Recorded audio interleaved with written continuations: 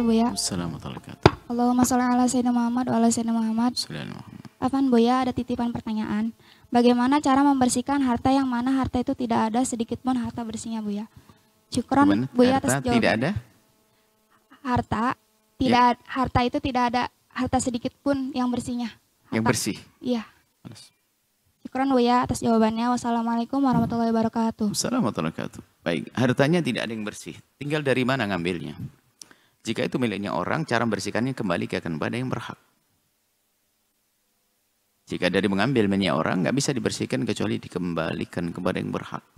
Kepada yang punya. Jika ada orangnya.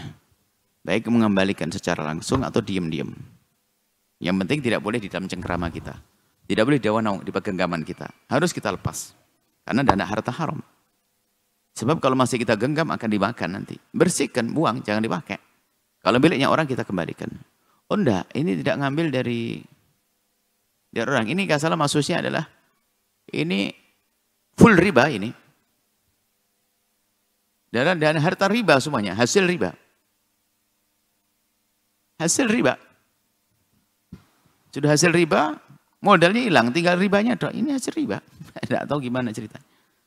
Baik, maka jangan dipakai juga untuk diri, dimakan anak dan sebagainya. Jadi rumah, jadi tempat tidur, jadi kasur, jangan dimanfaatkan. Apakah benda haram bisa disedekahkan? Enggak ada artinya sedekah. Untuk apa sedekah? Sedekah dengan barang haram enggak diterima oleh Allah. Innallaha thayyib la yaqbalu illa thayyib. Allah Maha baik. Tidak bisa sedekah dengan barang yang kotor.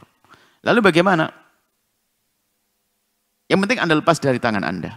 Jika itu harta riba. Ingat, riba kan tidak ada sangkut pautnya dengan orang. Sudah diberikan dari pihak sana pun juga memberi, dikembalikan ke perbankan, malah nanti bagaimana misalnya, kalau saya ambil malah digunakan lebih tidak baik lagi. Kalau saya ambil, saya makan juga nggak mungkin. Lalu bagaimana? Oke. Maka para ulama mengatakan bisa digunakan untuk sesuatu. Tunjukkan di hadapan kita kalau sesuatu itu tidak terhormat. Bikin selokan dan sebagainya. Tapi jangan atas nama kita. Kalau pakai atas nama kita memanfaatkan namanya, saya bangun selokan sepanjang ini, berarti kan saya, diam-diam saja. Ibaratnya begini, kita buat proyek, membuat selokan, WC umum dan sebagainya, ada kotak amal begitu. Diam-diam kita masukkan duitnya ke situ gitu saja. Jadi nggak dinisbatkan, tiba-tiba ada duit ratusan juta di sini, sudah bikin kamar mandi cepatnya. Milik siapa? Nggak usah ngaku, saya ngasih kemarin. Berarti ngaku, berarti menikmati itu. Maksudnya betul-betul yang dianggap itu. Dan ada sebagian ulama mengatakan bahwasanya kalau ada harta haram yang tidak ada pemiliknya, bukan hukukun nas keharamannya, seperti bunga riba dan sebagainya, bukan hukukun nas, maka karena seperti riba, yang paling bagus pertama tadi, dijadikan sesuatu yang tidak terhormat, tapi bukan atas nama kita. Yang penting lepas dari tangan kita. Kenapa? Kalau masih dikocek kita mati, anak kita yang makan. Anak kita yang mewarisi. Na'udzubillah. Ada pendapat lemah, akan tapi bisa jadi itu solusi dalam keadaan tertentu. Untuk membantu orang yang sangat membutuhkan bencana alam dan sebagainya. Tapi lagi-lagi, jangan atas nama dia. Datang bawa duit riba banyak, pakai atas nama. Menikmati itu namanya. Sudahlah, ada rekening bank apa itu? Rekening bencana alam dan sebagainya, fakir miskin. Kirim aja ke sana, atau fakir miskin. Tapi tanpa atas nama kita. Karena apa? Itu bukan urusannya dengan haknya manusia, bukan nyuri duitnya orang. Akan tapi ini bukan dibakar duitnya, enggak. Jangan dibakar duitnya. Nah, bukan membakar uang, tidak. Tapi sudah biar dipakai oleh siapa saja, selokan dan sebagainya, atau fakir miskin dengan cara tidak dinisbatkan kepada dia. Biarpun ini berdapat lemah, akan tapi bisa jadi sebuah keadaan memerlukan itu. Uang mungkin bunga miliaran, akan tapi itu ada bencana alam yang tidak bisa makan dan sebagainya.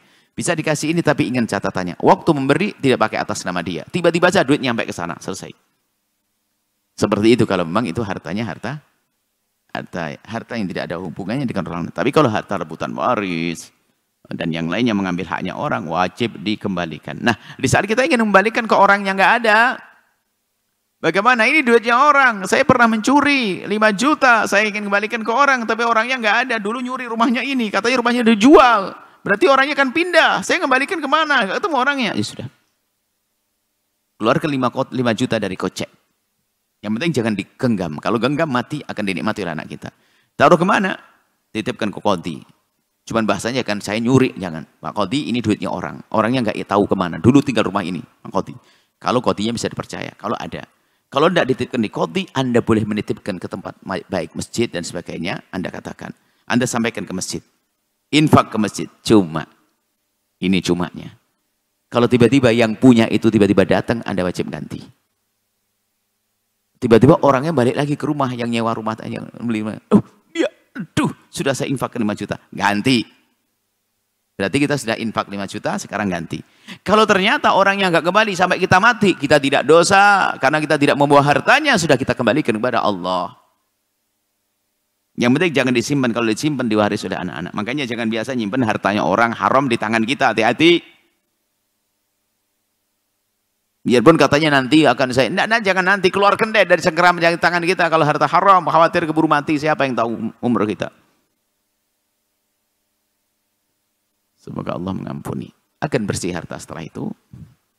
Dengan itu kemudian setelah itu harus berhati-hati cara mengambil harta. Jangan sampai kita ceroboh dalam mengambil harta dengan haram. Harta itu berat. Membebani. Harta haram menjadikan ibadah malas. Maksiat gampang. Allah murka. Apalagi urusan dengan manusia. Wah serem. Semoga Allah mengampuni semuanya dan mudahkan kita jalan kebaikan. Jalan kebaikan.